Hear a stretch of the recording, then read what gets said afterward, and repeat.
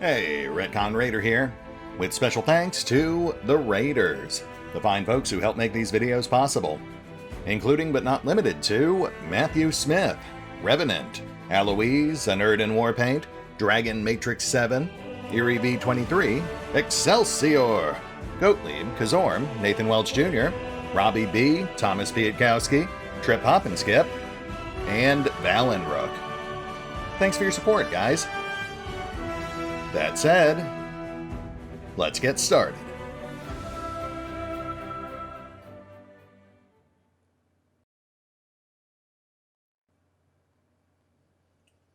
And welcome back to Pathfinder, Wrath of the Righteous. As with the unpleasantness of Marhavok and the Lady of the Sun more or less behind us for now, we set our sights on clearing out the rest of the area surrounding Winter Sun. Which, given that it's only about a third of the map, I assume we'll be able to clear out today? Though maybe I'm getting ahead of myself. We have seen some pretty drastic difficulty spikes recently. I think at least 3 enemies who have eclipsed the level 20 mark. So, who knows, maybe we'll run into more particularly daunting foes, and be forced to run back to Dresden prematurely. That said, only one way to find out, so let us proceed. As I recall, before we got sidetracked with our level up, we were right on the cusp of confronting some unfortunate Sarkorian outcasts. Let's see how we fare against those.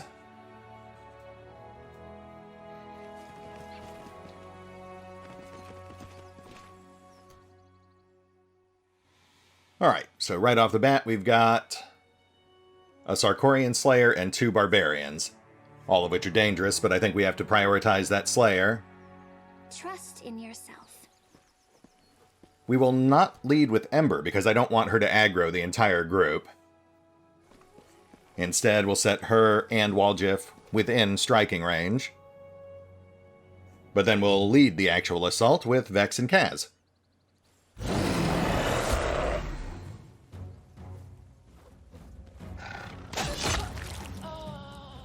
Nice. One less Slayer to deal with, but we now have 2 Rangers, a Druid, and an assortment of critters. I think that Druid needs to be our next priority. Those guys can get pretty nasty.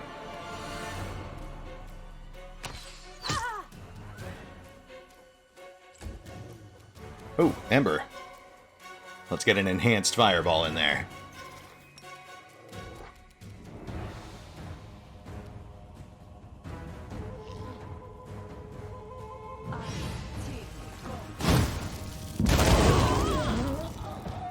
Yes, that is what we like to see. That wipes the critters. Let's start pushing their back line.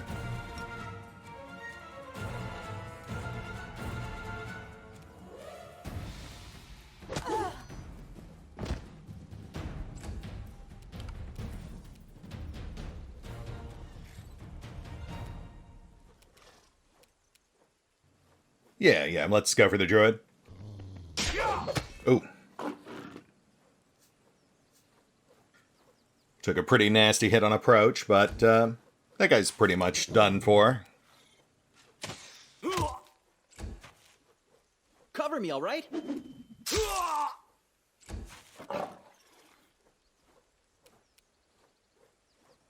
Okay, so finish the Druid.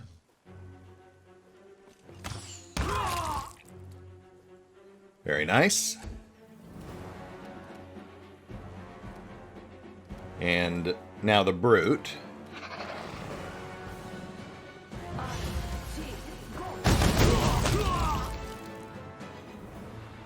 Okay, not bad. That guy's still rocking a fairly hefty chunk of hit points, though.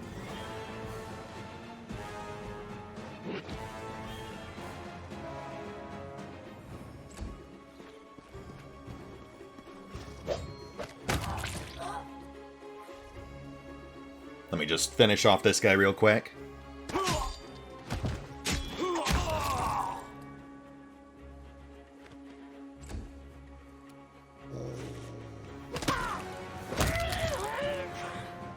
Mini crit storm, very nice.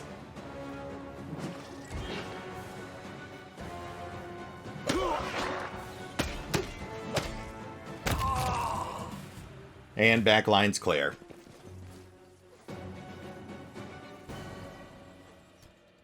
Okay, not bad. Aside from that one nasty hit we took on approach. Let's get Regil patched, and then we'll check the loot.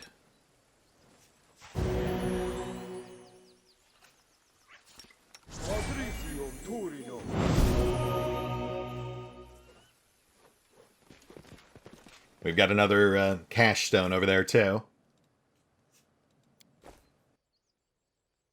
+1 hide. Oh, wow. All these guys were rocking low-end magic gear. That's some great vendor trash.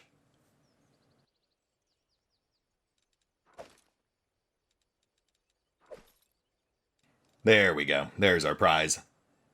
The Illustrious Sweep. A +4 Radiant Sickle. On hit, target must make a DC 20 Fortitude save or be blinded for 1d4 rounds. That's not bad at all.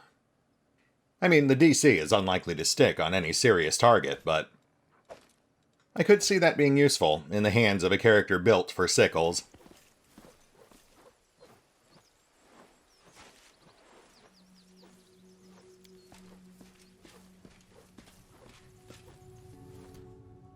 The power of the forest is in 100 trees, of the sea in 100 rivers, Sarkoris in 100 clans. Yeah, I've got bad news on the trees and clans thing.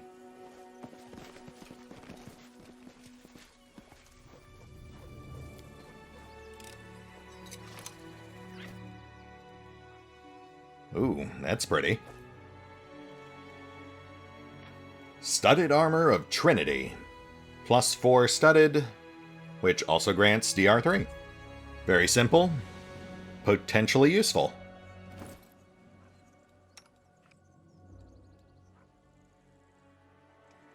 Aru is already dex capped.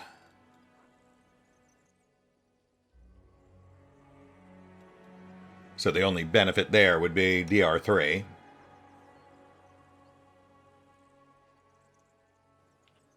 Same with Darren, really. Yeah, same AC, it would just be the DR. Oh, but I really like the way that looks. That is a great fit for him. I mean, come on, look at the shoulder pads. You are looking fantastic there, Darren. Oh, and yes, that does actually put him in medium encumbrance, but he was already running into that with a breastplate. So I ended up slapping those boots of freedom of movement on him, which seemed to counteract that. So he should be fine.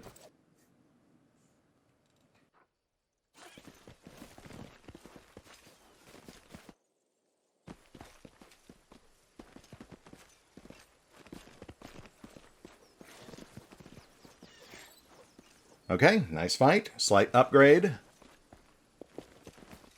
I guess we're headed over here next.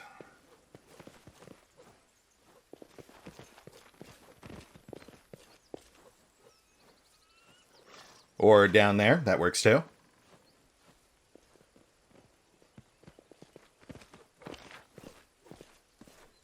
Yeah, that looks right.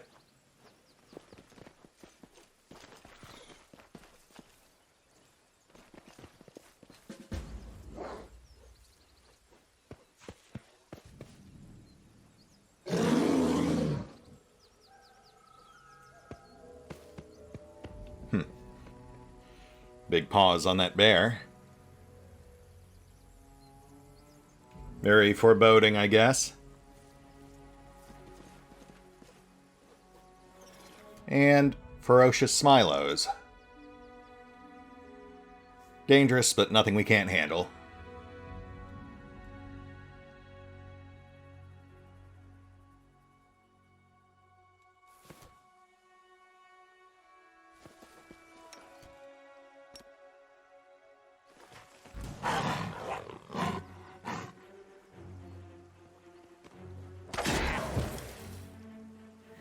Sorry, Gatto.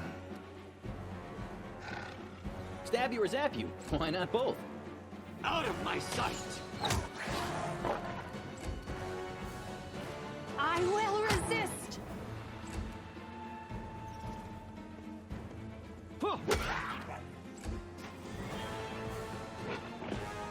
We've got a bear, too. And a boar. All sorts of critters down here.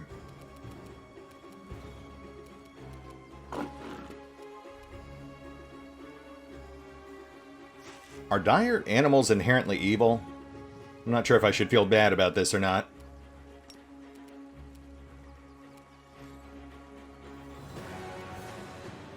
Well, I mean, Vex is a hunter. That's what he does, he hunts, so I guess I shouldn't feel bad about this regardless.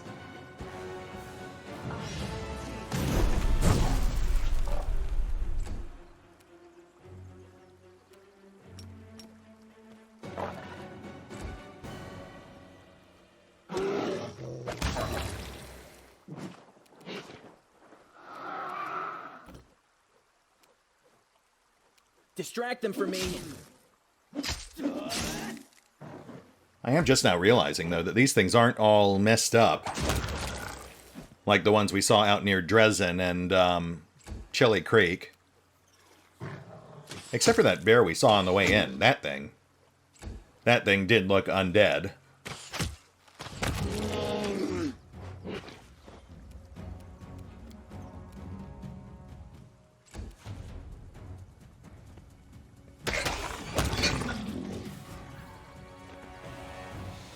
What's this?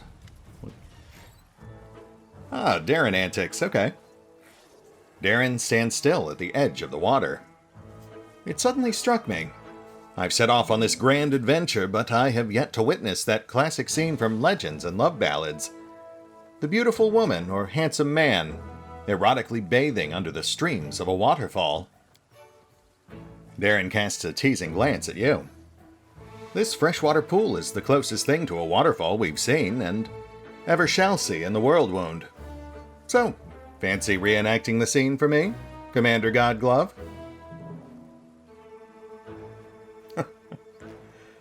Ah, Darren, this guy.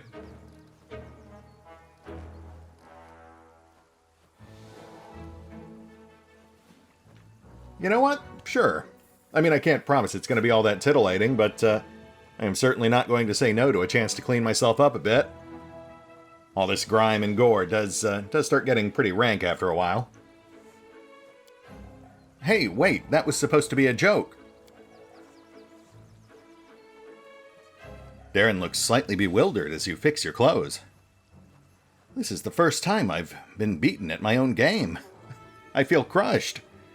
I could jump in after you, but to be honest, my love of bathing has its limits. And one of those limits is hot water.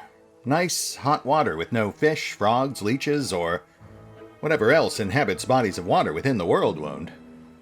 I suppose I should have funded the creation of a public bathhouse in Dresden before bothering you with this conversation about sensuous bathing.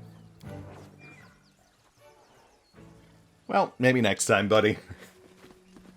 But for now, we move on. Ask nicely. Nothing to see here, just guys being guys, dudes being dudes. Exchanging tips on field hygiene.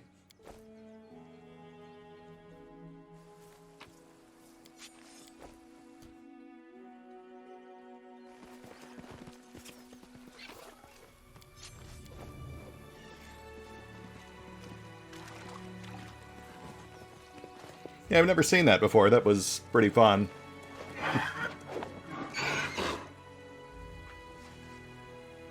This, though, slightly less fun. What's... Huh. Okay. I want to say there is a thing in real life where deers will, like, butt their heads up against trees and rocks. Something about how they grow their antlers. I don't think it looks like that, though. That doesn't look right.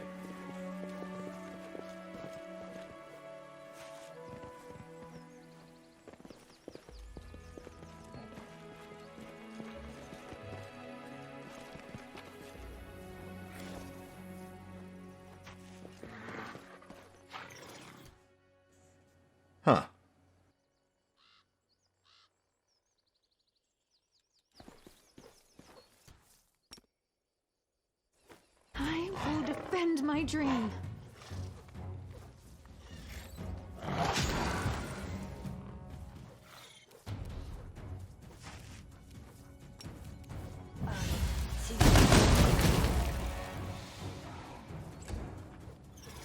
Ooh, a whole troop of dire boars. Interesting. Retreat is not an option.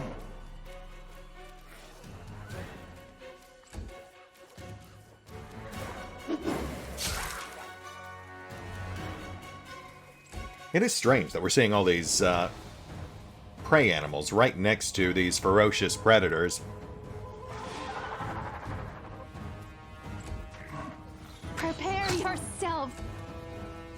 Not to mention that deer over there, taking a victory pose over its felled foe, I guess.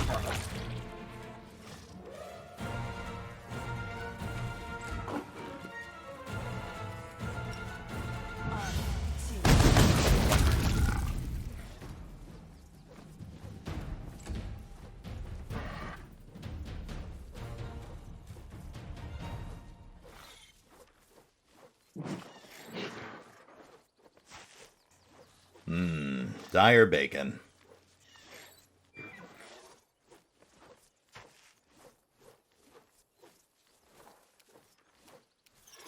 Kneel before me.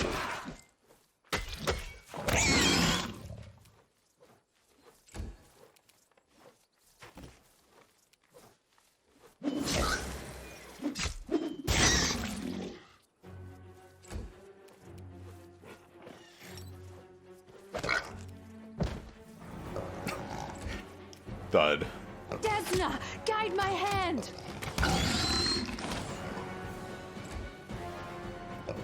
I love that that falling animation. That is just straight up cow tipping. Which, for the record, is not real. I'm not gonna say how I know that.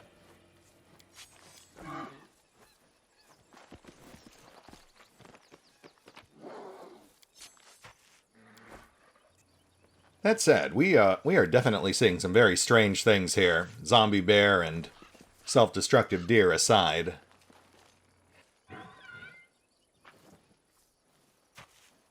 Oh, that guy's not even dead. He's just chilling out. Hanging out with his deer buddy, I guess. We'll just add that to the pile of weird. Oh, hi there.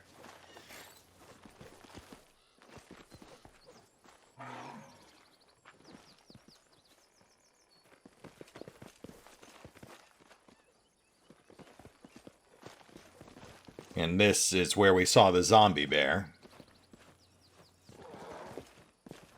No sign of it now.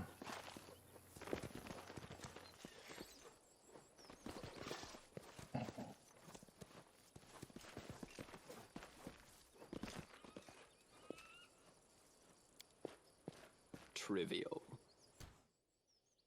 Honor the old, guard the young, and stand with those whose prime has come. Okay, that one actually did rhyme. I appreciate that.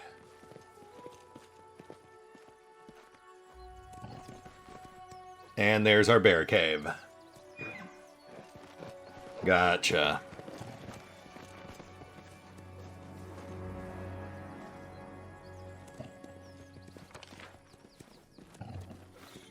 Looks like we're done out here, so bear with me.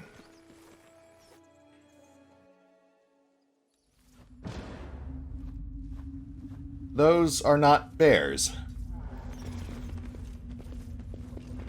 That's a pile of slumbering Smilodons.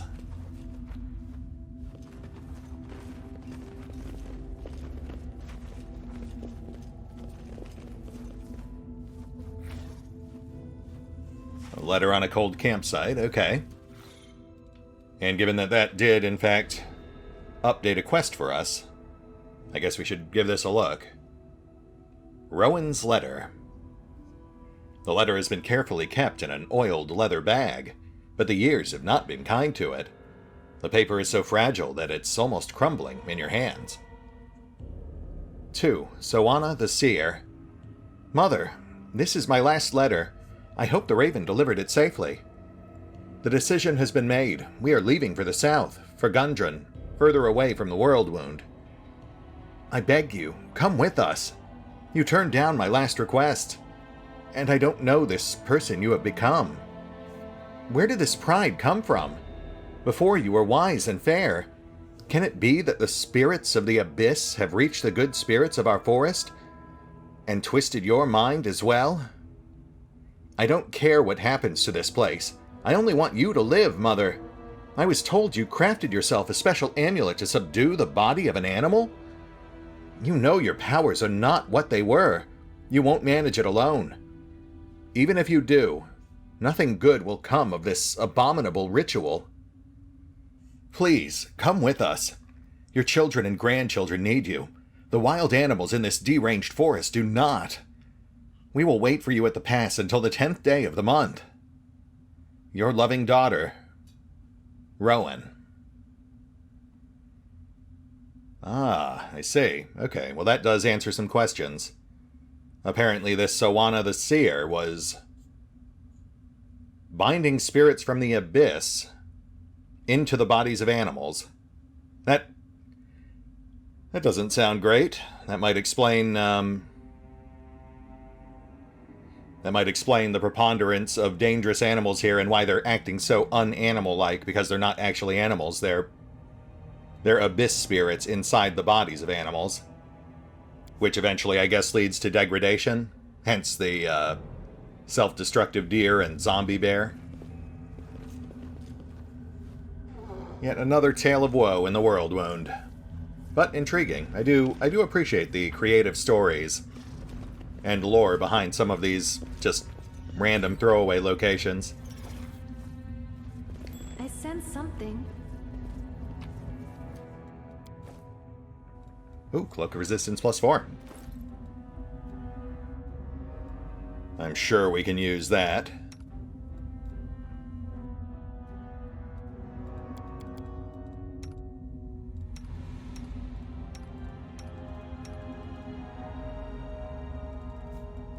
We'll slap that on Waljeff. He can definitely use some help with will saves.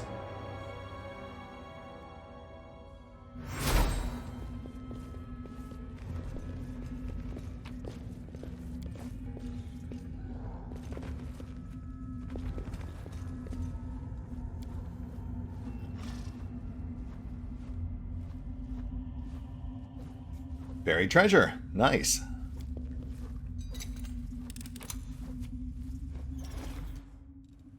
Veteran Marksman's Bracers.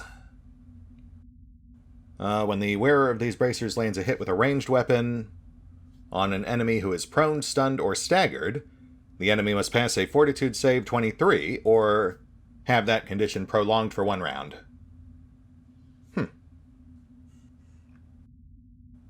I mean, that doesn't sound bad. But at the same time, that is a lot of situational circumstances. The enemy would already have to be prone, stunned, or staggered, and then also fail the Fortitude save, just to prolong the effect for 1 round. On the one hand, we do spend a lot of time knocking people down. It's like a central strategy for our party. But on the other hand, we also kill them so quickly that I don't know if we'd ever want to jump through that many hoops just for a chance to keep them down an extra round. I think that's just sales fodder, especially given the sheer volume of magic bracers we've been finding lately. So on to the Seer, I presume.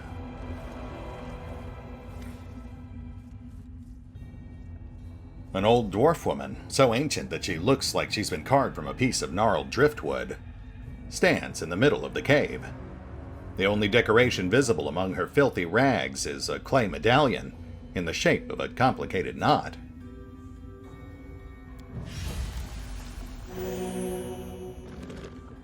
Without a word, she touches the Smilodon in front of her. The tremors slowly leave the animal's body, and its eyes clear. The Smilodon inclines its head as if in thanks, and leaves the cave. The old woman raises her head, noticing you, but her gaze never settles on anything for long. You're here. The hunter, going from body to body, has reached this place. But Orso the Great Bear will not leave you in peace. He will make you pay for every animal. Leave. You reek of blood. You're Soana, right? Soana the Seer? The old woman shudders, her gaze looking through you into the distance. Soana, yes, yes. In Sarkoris they called her Soana the Wise, Soana the Seer. They brought her gifts, sought her counsel. What would you ask her if you met her? I don't know. I guess I would, I guess I'd ask her what she just did to that saber-toothed tiger. A sickened spirit, a sorrowful spirit had settled in the Smilodon. But why does a blood-soaked hunter need to know that? Does the hunter look them in the eye when he kills them? Does he understand their fear? They come to us and we give them comfort. But a hunter can give nothing but death. Go away. I wonder if that is actually reactivity to our current class. Soana, why didn't you leave with your daughter? Why stay here? Soana the Seer, running to Gundren with her tail between her legs? No, I could not leave. Let others hide behind the walls of their cities. This forest is my life, my chapel. Even if I could have made it through the wound and gone south. No, out of the question. How could I look my children in the eye? Their foolish mother who tried to fight the world wound alone and lost. No, that will never happen. I'm not really getting this, Soana. What was so great about this specific forest? The old woman sighs wistfully, and a bright, sweet smile dawns on her face. Our forest in its glory days was a sight to behold. Crowds would come from the cities and villages for the Sun Festival, to watch the shamans perform the rites in the Meadow of the Spirits. We would sing, and the forest would answer us, its voices blending with the voices of hundreds of people, and peace reigned over all.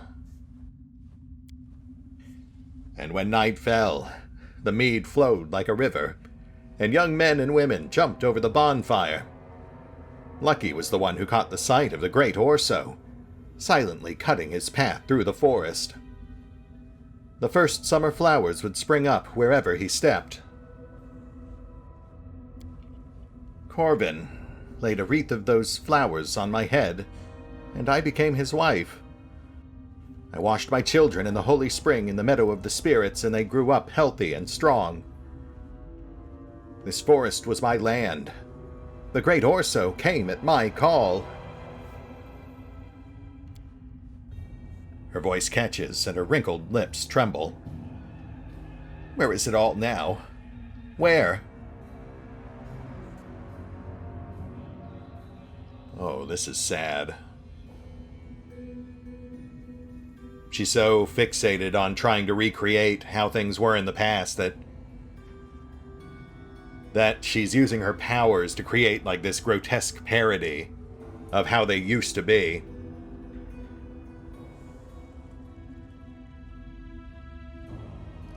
Yeah, that's rough. So tell me more about old Sarkoris. The old woman's lips set in a hard line, and she stands taller. Now you glimpse the proud shaman she used to be. I don't want to talk about Sarkoris. Its rulers were fools. I told them we needed to wipe out those mages. Wipe them out without mercy. But they didn't listen to me. I told them that the city walls had cut them off from the spirits. They didn't listen to me. Okay, now, slightly less sympathetic, but sure. Sarkoris fell, as it must. It was infested with mages seeking knowledge in dark places. But how glorious it was, how mighty. Can it really all be gone? Can it be true that dying light in Pelura's chapel, beautiful as a star-strewn sky, fell? Can it be that Ai's birthplace of vaunted blacksmiths is lost forever, and rich Underin on its fleet river?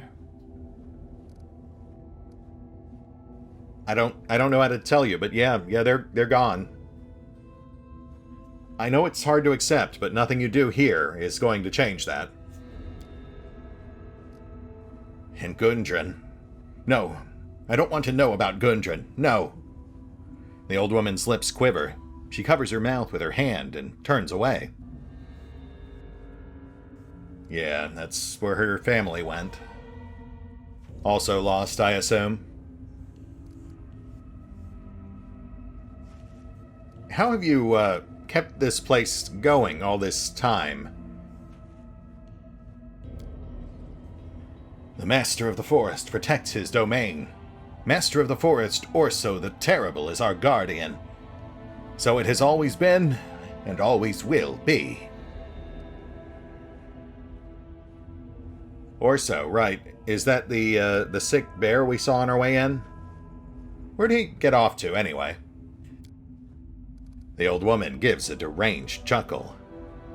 The hunter asks where to find Brother Bear's home. Everywhere. It is everywhere. He is master of this forest. Great Orso, we call him. Now it is Orso the Terrible. But while the soul of the forest lives, there is still hope. Right, so he's literally the spirit of the forest, but he's sick or undead. That would explain some things.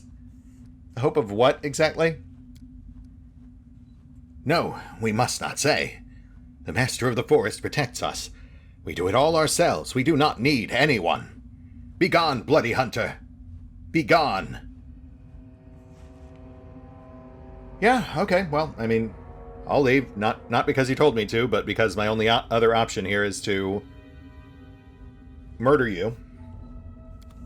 I guess we will be on our way. Intriguing. Very intriguing. So what now? Since ancient times, mystics have believed that the barrier between the planes is at its thinnest in Sarkoris. It is no surprise that this ancient kingdom of shamans and warriors fell, leaving behind only ruins and half-remembered names of interest, known only to historians. Right until the very end, the shamans hoped for the return of Anerdin, who would save them from the world wound. Based on that, it is fair to say that the Sarkorians were a hard-headed, stubborn people. Perhaps traces of their magic have clung on just as stubbornly to this land, but the spirits that inhabited Sarkoris have not disappeared, unlike those who possess the ability to speak to the spirits and direct them. So wait, is it actual spirits, or is it like old Sarkorian spirits, or is it abyss spirits? Because the letter we found indicated it was abyss spirits, which are completely different than like Sarkorian spirits of the land and nature and whatnot.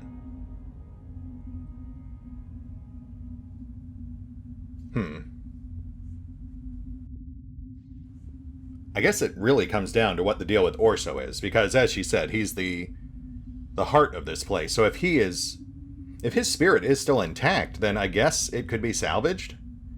But if she just like shoved an abyss spirit all up in there, then that becomes a lot more problematic. I mean, that would be like trying to do a brain transplant to keep a sick body alive, and then hoping that the person would still be the same person when they woke back up, despite having a completely different brain.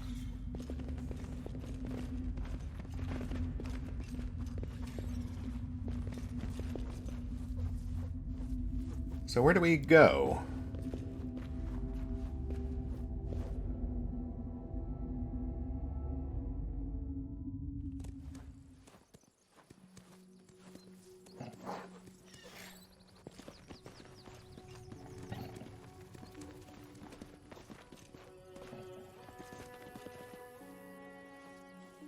Here we go.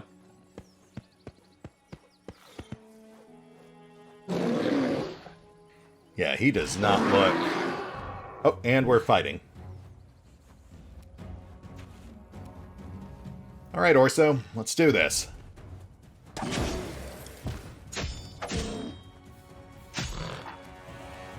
Super easy. Barely an inconvenience. Time to share your treasures!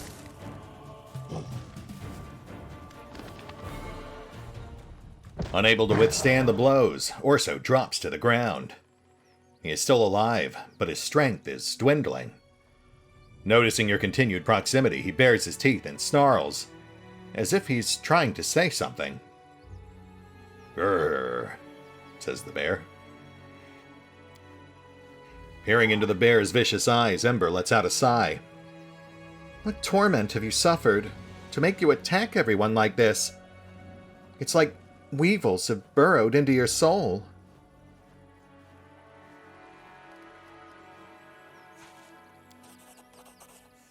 The bear's small eyes convey malice, but also weariness, like you're seeing a defeated opponent before you and not a wild animal. There is a spark of intelligence in that gaze, not just hate, but also pain?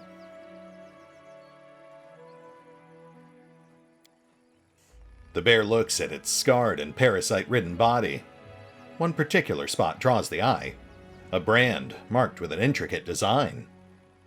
The same one as on the shaman's medallion. Right, that would be the amulet she designed to bind spirits to bodies. Did Orso die, but she bound his spirit to his dead body? That would explain the weird sickness in this forest and the animals if Orso is in fact the forest. And he's essentially been condemned to a slow, rotting death. You know, a soul bound in a body that would never survive on its own.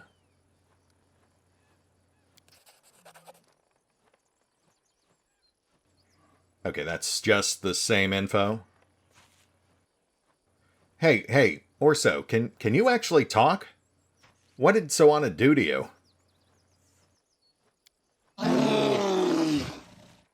Upon hearing the name, the bear freezes, then raises his head and unleashes a long, drawn-out howl, full of yearning and pain. Oh boy, but yearning for what? Is this a mercy kill situation, or... Well, no, because they're positing mercy as sparing the bear. And then they put a much more negative wording on killing the bear, so... That gives me the impression the right thing to do is to not kill it. But then we condemn it to like this slow, rotting non-life or unlife. Sure, why not? Orso seems to understand the look in your eyes. He stops growling, closes his eyes, and breathes heavily.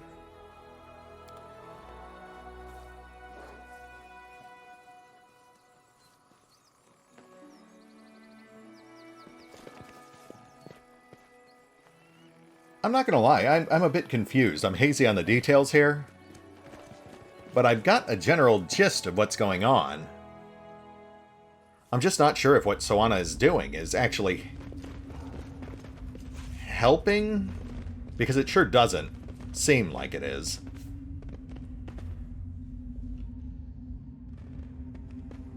I guess we will press her for further details.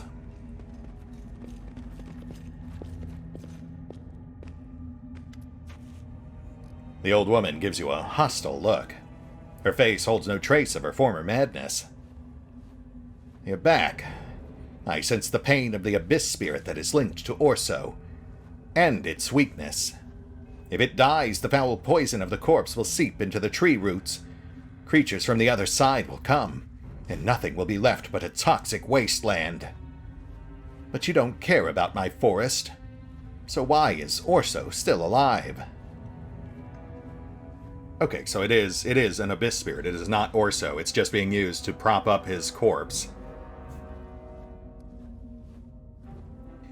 Yeah, I'm not gonna lie. I just need more time to figure this whole thing out. The old woman shrugs. Think quickly and leave this place. For centuries, I have watched mortals be drawn into the same game with demons, and lose every single time. But you are truly wise, old shaman. How could you have done something so foolish?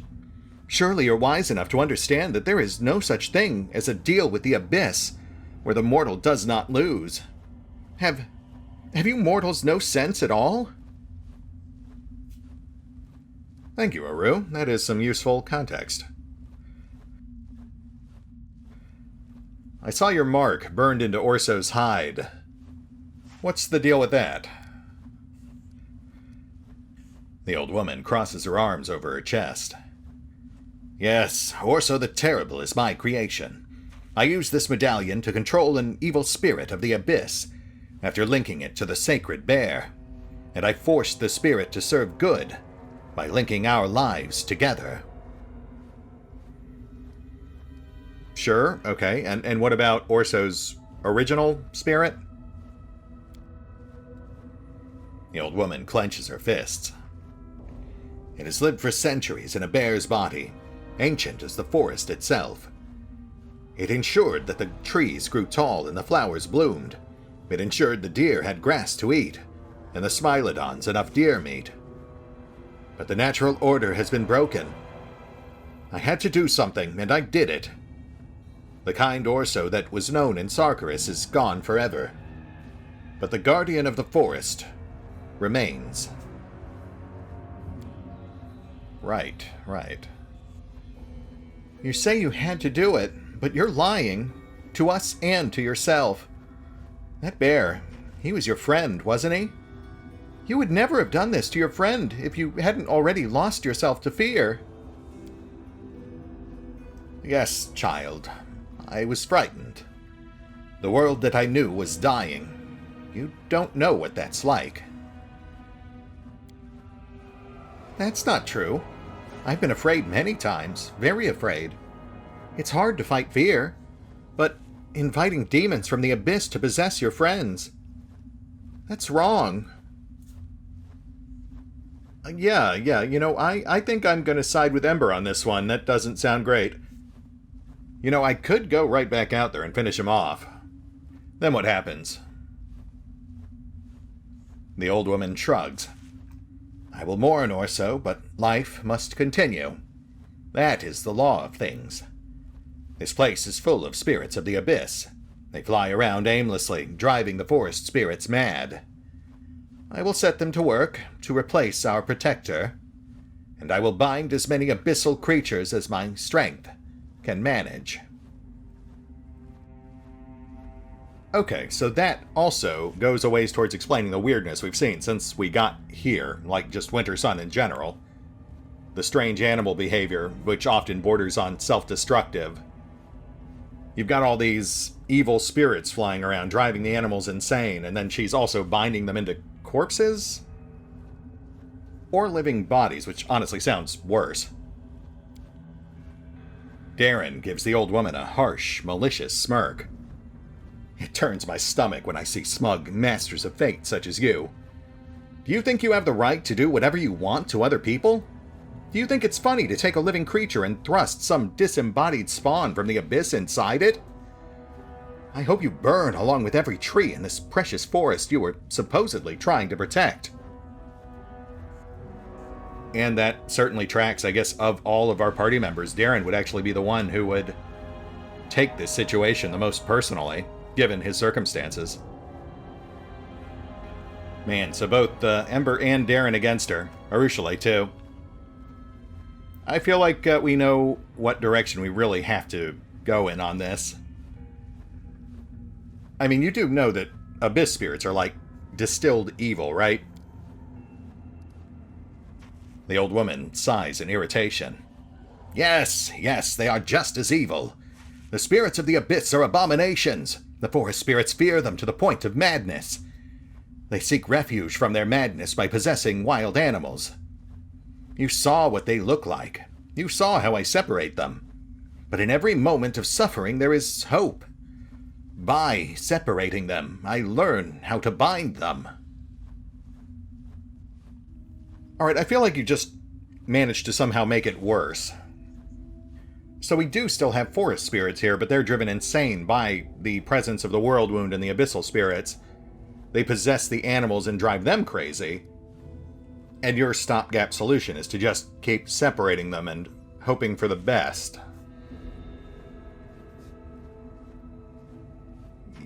You know, I normally err towards the chaotic responses because, you know, Trickster, and sometimes Vex just wants to be Vex. But I gotta say, I'm not feeling it on this one. If anything, I feel like being a hunter would make Vex feel even more strongly on putting an end to this mockery of like the spiritual circle of life, I guess. I mean, I do get where she's coming from. Change is scary, and sometimes you want nothing more than to try to force things to stay the way they've always been or the way they used to be, but at the same time, there are limits to what you can and should do. The old woman gives you a scathing look. You can kill me, a weak old woman, but I won't give in. I serve the forest spirits. I don't serve you.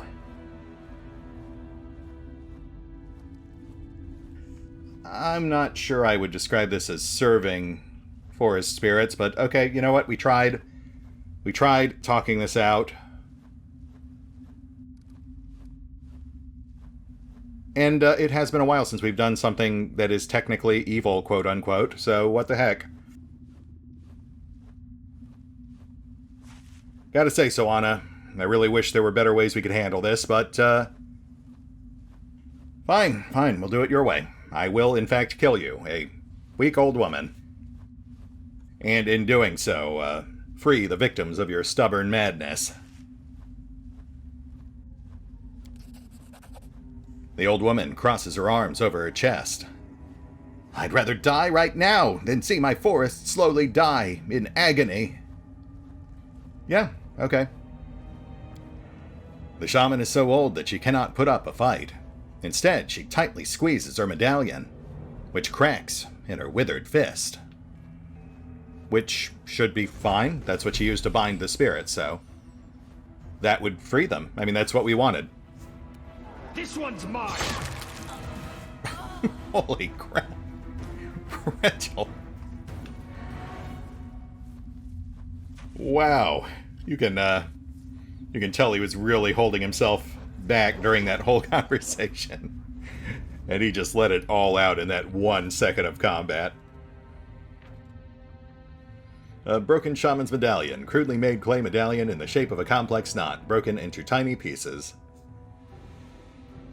Yeah, I'm not sure we can really do anything with this, but that is interesting.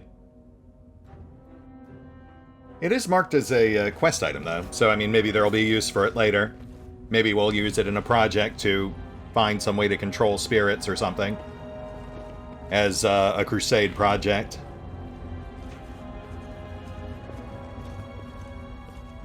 I mean, I don't really see what she was hoping to accomplish by destroying it. I guess to deprive us of gaining control of her little forest here, which we wouldn't want. I mean, we were trying to get her to shut it down. Hey, Orso, buddy, what's up? You're looking...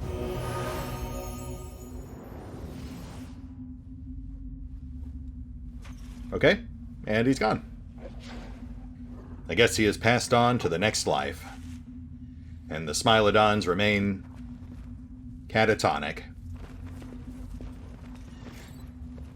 I'm gonna call this a win, I guess.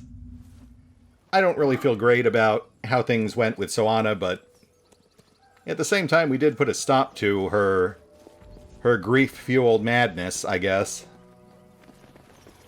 Now this forest will die, I think, and the animals will be allowed to go their course. Probably also die, I suppose, but yeah, that's probably for the best. I don't think this place was really working for anyone involved, Soana included. But at least we got a bath. That's good. Hygiene, you know. A vital part of staying healthy in the field.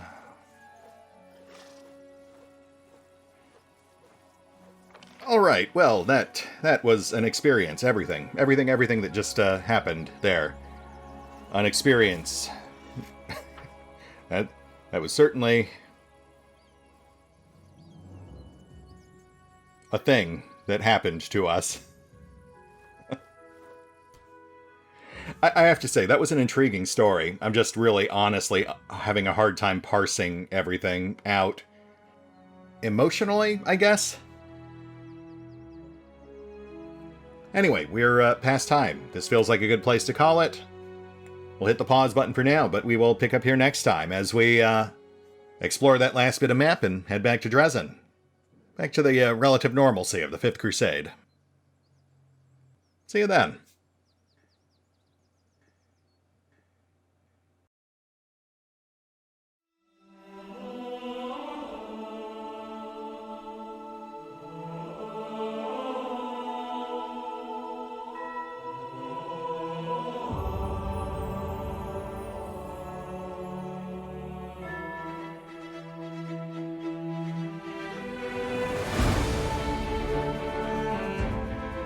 Oh, and remember, although I do love playing Pathfinder, Wrath of the Righteous, you can find out more about the game by visiting the official websites.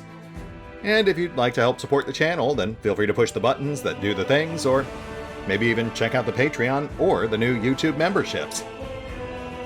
Links are in the description. Ask nicely.